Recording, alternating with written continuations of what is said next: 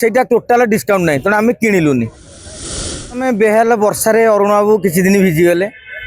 ଏବେ ଶୀତ ଦିନ, ଶୀତୁଆ ସନ୍ଧ୍ୟା, ଆଗକୁ ଆସିବ ଖରା, ମାନେ ଅରୁଣ ଭାଇଙ୍କର ବାହାରି ପାରେ ପୁଣି ଟାଇଁ ଟାଇଁ ଖରା। ବିଭିନ୍ନ ପ୍ରକାର ଭେରାଇଟିର ଗୀତ ତାଙ୍କର ଆସେ, ଭଲ।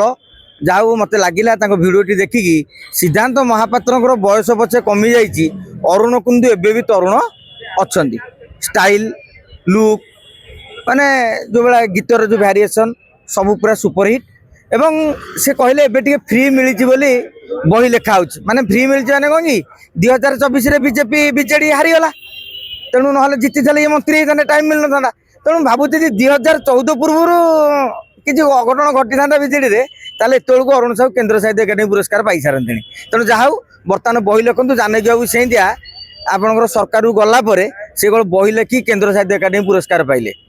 ତେଣୁ ଆମେ ଆଶା କରିବା ଯେ ଜଣେ ରାଜନେତା ପୁଣି ଥରେ ମାନେ ଯେଉଁ ସାରସ୍ୱତ ସାଧନାରେ ନିମଗ୍ନ ରୁହନ୍ତୁ ଏବଂ ଆମେ ଅପେକ୍ଷା କରିବା ଖରାଦିନେ ଟାଇଁ ଟାଇଁ ଖରା ଉପରେ କ'ଣ ତାଙ୍କର ଗୀତ ଆସୁଛି।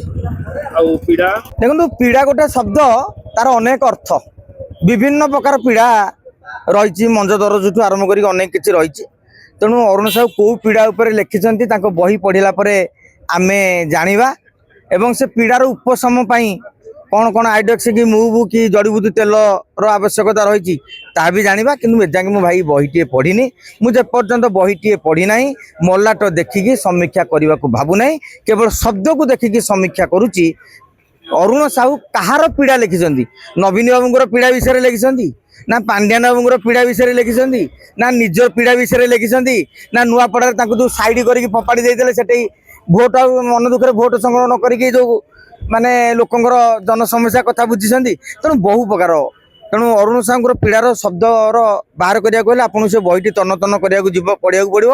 ଆଜି କ'ଣ କରାହେଇଛି, ବହିଟି ଦାମ 150 ଟଙ୍କା, ନୋ ଡିସକାଉଣ୍ଟ। ପ୍ରଥମ ଥର ପାଇଁ ଆମେ ଜାଣିଛୁ ଯେଉଁଦିନ ବହି ଉନ୍ମୋଚନ ହୁଏ 30% ଡିସକାଉଣ୍ଟ ସେଇଦିନ ଲାଗେ। କିନ୍ତୁ ଅରୁଣ ସାହୁ ଗୋଟେ ନୂଆ ବହି ବାହାର କରିଛନ୍ତି, ସେଇଟା ଟୋଟାଲ ଡିସକାଉଣ୍ଟ ନାହିଁ, ତେଣୁ ଆମେ କିଣିଲୁନି।